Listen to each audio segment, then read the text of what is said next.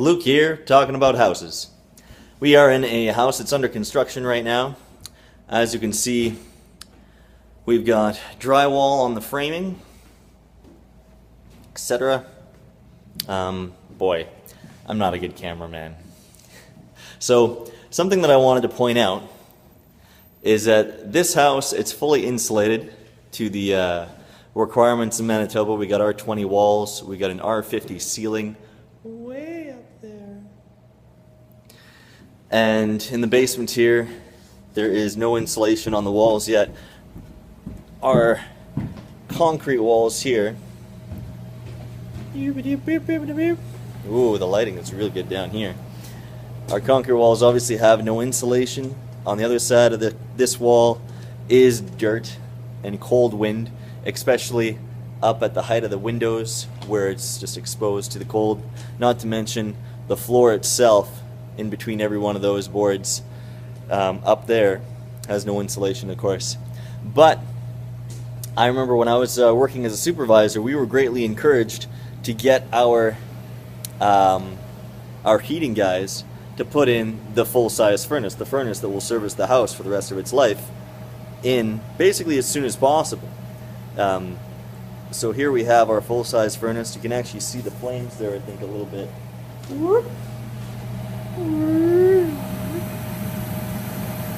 And it's running natural gas. They've left this panel open so that the heat can heat the basement, because this basement, it needs the floor poured. They need that heat very much. They need a lot of heat to make that happen. The reason why they want the furnace in as soon as possible is because otherwise it's electric heaters, and sometimes it can actually get the gas hooked up sooner than the electricity. Rare, but anyway, electric heat takes more money to heat up a home. That's just how it generally goes in Manitoba anyway. Natural gas is basically cheaper. I think the difference between the costs doesn't really show that much until you get into very cold temperatures, colder temperatures I should say, like -10 and less. If you built a house and had nothing but baseboard heat, and your house never saw less than -10, you probably would not have much difference than if you had a full-out gas furnace.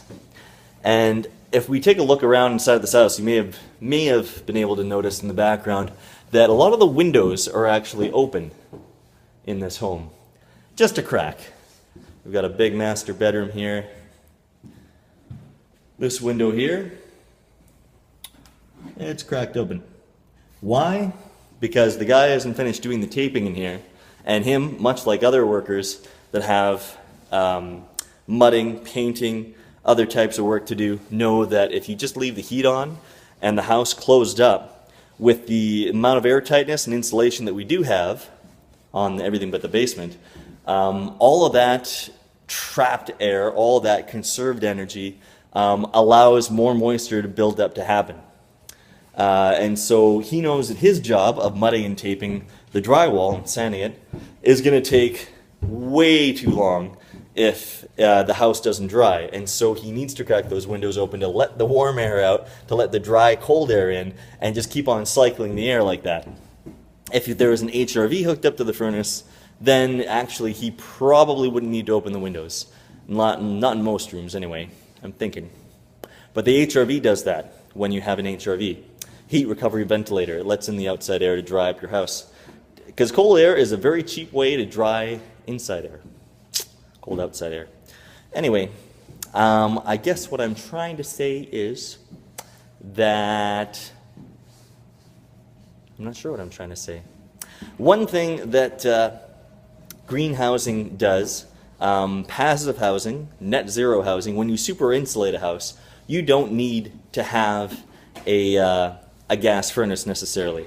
That is because when you have an R60 wall and an R100 roof, when you start getting into really high insulation levels, even a little less than that and that kind of thing, and you have a really airtight house, then you don't need the gas as much. When you have that setup, if you were to compare a gas furnace, full-size gas furnace, to just plain old cheap baseboard heat, you know, the little heaters that are about just higher than your baseboard, the metal ones that sit underneath windows on the bottom of your wall, on your carpet, or on your floor.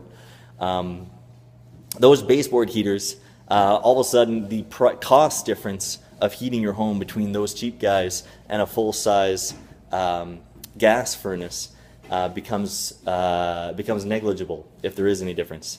Basically, super insulating your home is the way to have cheaper heat.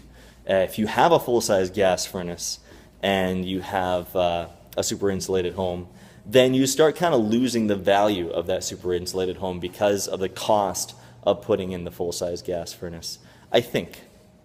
Anyway, those are my musings for today.